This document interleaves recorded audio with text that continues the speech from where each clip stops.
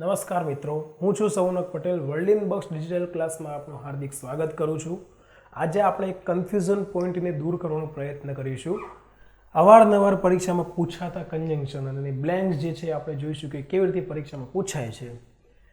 આ પાંચેય વાક્યોમાં તમે નજર નાખશો તો જે શબ્દ નીચે આપણે અંડરલાઈન કર્યું છે બ્લેક પેનથી, એ બધા જ શબ્દો કન્જંક્શન છે. પહેલા વાક્યમાં કન્જંક્શન છે આઈધર ઓર, બીજા વાક્યમાં નાઇધર નોર, થર્ડ સેન્ટેન્સમાં ઓર, ચોથા સેન્ટેન્સમાં નોટ ઓનલી બટ ઓલ્સો, પાંચમા વાક્યમાં નોટ બટ. આ પાંચેય કન્જંક્શનને આપણે ખાસ ધ્યાનમાં લઈ લેવાના છે અને એ કન્જંક્શન દ્વારા આપણે જેના ઉપર સર્કલ કર્યું છે પહેલા વાક્યમાં you I, they their leader, right, એ બધા કર્તા છે, કર્તાના સ્થાને આવેલા શબ્દો છે. બે કર્તાને આ બધા કન્જંક્શન દ્વારા જોડાયેલા હોય તે બંને કર્તામાંથી કયા કર્તાને ધ્યાનમાં રાખીને ક્રિયાપદ મૂકવું. ઉદાહરણ તરીકે પહેલું વાક્ય જોઈએ અને પહેલા વાક્યમાં આપણી પાસે ઓપ્શન છે એમ, ઇઝ અને આર, રાઈટ. આ ત્રણ ઓપ્શનમાંથી કયું ઓપ્શન આપણે પસંદ કરીશું, આ બહુ મોટું કન્ફ્યુઝન હોય છે પરીક્ષામાં મિત્રો, તો એ ખાસ ધ્યાનમાં લઈ લઈશું. આઈને ધ્યાનમાં રાખીને આપણે એમ મૂકવું કે બે કરતા છે યુ અને આઈ, તે બંનેને ધ્યાનમાં રાખીને આર આવશે, રાઈટ. ઇઝ તો આવી જ ન શકે, પણ આપણને કન્ફ્યુઝન માત્ર આ એમ અને આરમાં છે. તો પાંચેય કન્જંક્શનમાં એક નિયમ ખાસ ધ્યાનમાં લઈ લઈશું. બે કરતા જો આ પાંચેય કન્જંક્શન દ્વારા જોડાયેલા હોય તો ક્રિયાપદની બિલકુલ નજીક જે કરતા હોય એ કર્તાને ધ્યાનમાં રાખીને આપણે ક્રિયાપદ મૂકવાનું છે. તમારે ક્રિયાપદ અહીં મૂકવાનું છે, એ ક્રિયાપદની નજીક કયો કરતા છે આઈ, તો આઈને ધ્યાનમાં રાખીને આપણે ક્રિયાપદ મૂક્યું એમ. એ જ રીતે ક્વેશ્ચન ટેગ બનાવવાનું હોય તો આ જ કર્તા અને આ જ ક્રિયાપદને ધ્યાનમાં રાખીને આપણે ક્વેશ્ચન ટેગ બનાવીશું, રાઈટ. તો આનો ક્વેશ્ચન ટેગ શું બનશે? એમ નોટ નું શોર્ટ ફોર્મ થાય છે એન્ટ આઈ. ઓકે, તો એ જ રીતે આપણે બાકીના વાક્યોમાં જોઈએ તો આપણને આઈડિયા આવશે કે એમાં આપણે જવાબ શું મૂકી શકીએ છીએ. બીજા નંબરનું સેન્ટેન્સ છે neither they nor their leader blank awake. તો આ જે બ્લેન્ક છે બ્લેન્ક માટે આપણી પાસે ઓપ્શન છે વોઝ અને વર. તો કયું ઓપ્શન સિલેક્ટ કરીશું? તો ધેર લીડરને ધ્યાનમાં લઈ લઈશું. ક્રિયાપદની બિલકુલ નજીક ધેર લીડર કરતા છે.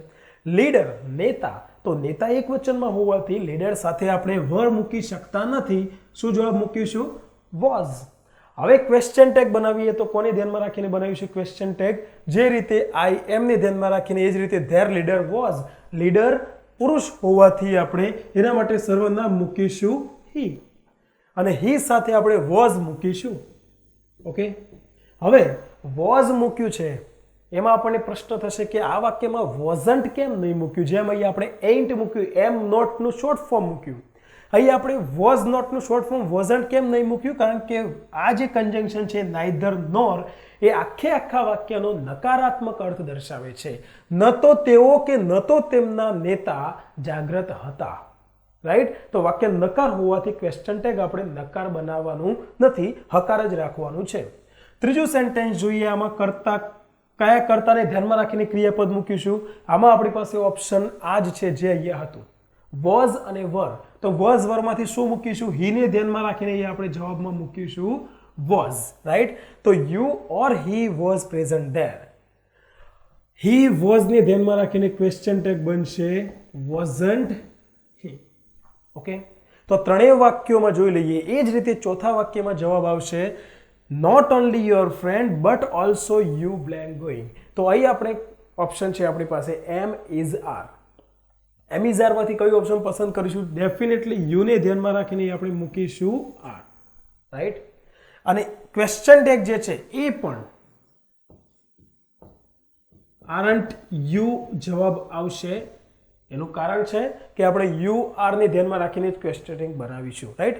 તો આ વાક્યમાં કન્ફ્યુઝન શું હોઈ શકે છે? જો ક્વેશ્ચન ટેગ પૂછાયું તો આપણને પ્રશ્ન શું રહેશે કે યોર ફ્રેન્ડ અને યુ આ બંનેઓને ધ્યાનમાં રાખીને ક્વેશ્ચન ટેગ બનાવવાનું, રાઈટ. પણ એવું નહીં બને, આ ખાસ ધ્યાનમાં લેવાનું છે આપણે. પાંચમું સેન્ટેન્સ જોઈએ તો મેહુલ અને નિકિતા બંને કરતા છે. એમ ઇઝ આર માંથી કોઈ પણ એક ઓપ્શન પસંદ કરવાનું હોય તો આપણે કયું ઓપ્શન પસંદ કરીશું? મેહુલ અને નિકિતા બંનેઓને સાથે લઈને આર મૂકીશું કે ઇઝ મૂકીશું? તો માત્ર નિકિતાને ધ્યાનમાં રાખીને આપણે અહીંયા જવાબમાં શું મૂકીશું? ઇઝ.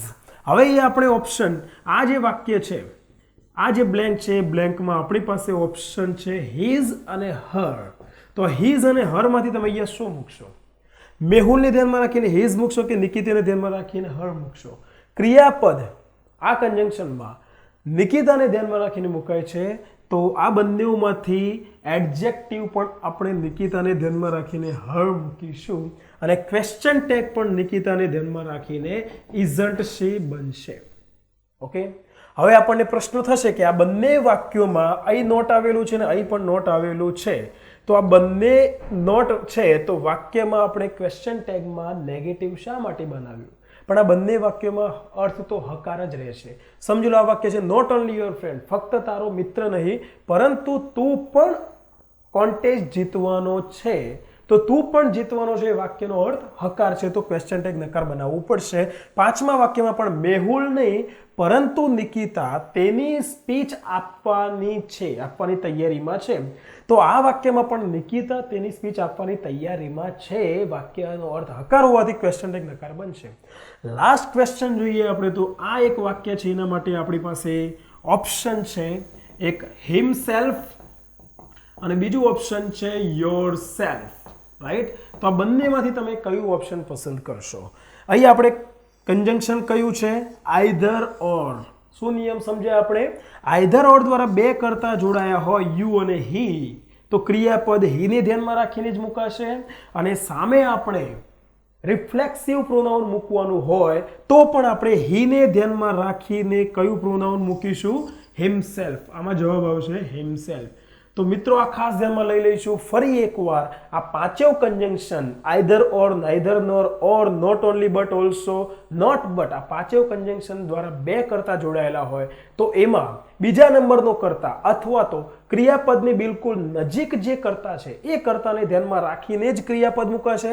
ક્વેશ્ચન ટેગ પણ એને ધ્યાનમાં રાખીને બનાવાશે અને કોઈ પણ possessive adjective his, Har, there, your અથવા તો રિફ્લેક્સિવ પ્રોનાઉન મૂકવાનું હોય એ પણ આપણે એને જ ધ્યાનમાં રાખીને મૂકીશું.